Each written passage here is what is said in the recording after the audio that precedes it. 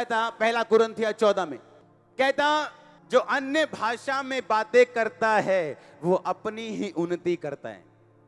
यूनानी भाषा में लिखा उन्नति का मतलब शरीर, शारीरिक उन्नति, आत्मिक उन्नति और प्राण की उन्नति।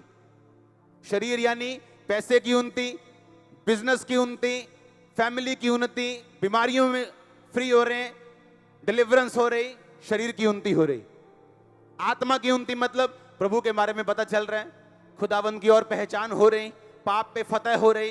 प्राण की उन्नति, प्राण सोल की उन्नति का मतलब ये है आपकी लाइफ की इमोशनल हीलिंग प्रभु आपको दे रहे हैं।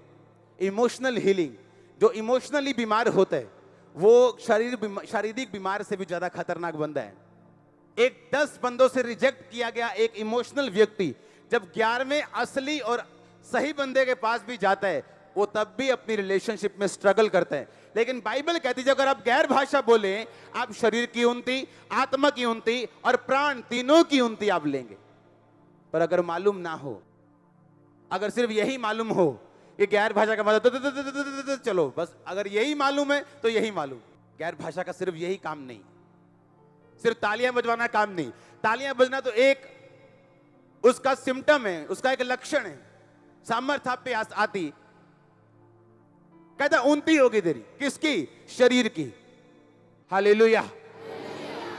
आपको बाइबल समझ नहीं आती थी, आप पढ़ते हो लेकिन समझ नहीं आती, लेकिन जैसे जैसे आप आत्मा में बढ़ते हो आपको बाइबल समझ आती है। लेकिन जो गैर भाषा बोलेगा वो शरीर की उन्नति लेगा, आत्मा की उन्नति लेगा और प्राण की उन्नति लेगा।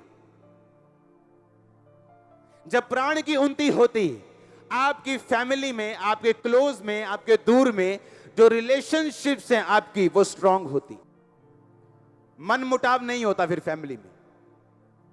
पता है ये राइट है, करना है हस्बैंड को भी वाइफ को भी। पर जहां आत्मा की गैर भाषा नहीं है, वचन की नॉलेज नहीं है,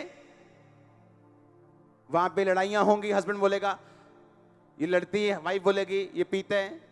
लेकिन अगर ये बात आपको मालूम नहीं कि गैर भाषा बोलने से क्या हो सकता है तो ये आपकी गलती है। और पौलुस ने नहीं कहा कि खुदा से मांगो और वो तुम्हें आत्मा की भरपूरी देगा, कहता पवित्र आत्मा से तुम भरपूर होते जाओ। उसने ये नहीं कहा तुम मांगो, कहता होते जाओ। खोना कैसे?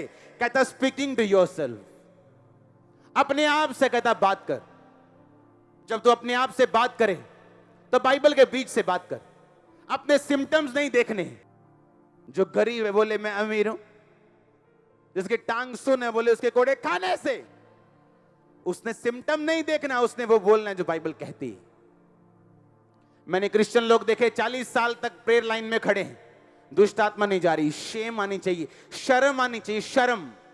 क्रिश्चियन बंदा दुष्ट आत्मा के डिलीवरेंस के लिए खड़ा है। आपके अंदर इतनी पावर है, आप अपने मुंह से शैतान को शर्मिंदा करके सारी उम्र बिना खेले शैतान पे फतह पाके जी सकते हो, सिर्फ अपने मुंह से। बाइबल कहती है मैंने तुम्हें सांपों और बिच्छुओं को रौंदने का पूरा अधिकार दिया। किसी वस्तु से तुम्हें कुछ हानि नहीं होगी। लेकिन तुम कहते हो नहीं जी शैतान था 40 साल तो मेरे पीछे एक ही में जा सकता है, मैं तो देना या गाटी पाई है पूरी, मैं तो जान ही नहीं देना इनू। नहीं जी 40 साल तो मेरे नाम में जादू की तई कहने। अगर आप अपने मुंह से बोलोगे आपके अंदर शैतान है तो परमेश्वर उसे निकाल नहीं पाएगा। आपके अंदर कौन है?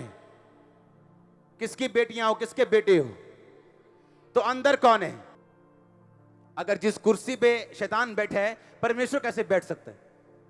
अगर आपने खुदावंद को कबूल कर लिया तो आप किसके बेटे बेटियां हो? तो यीशु मसीह का बेटा और बेटी, उसके अंदर कौन होगा? शैतान। शैतान होगा। या तो आप फिर बेटे बेटियां नहीं हो।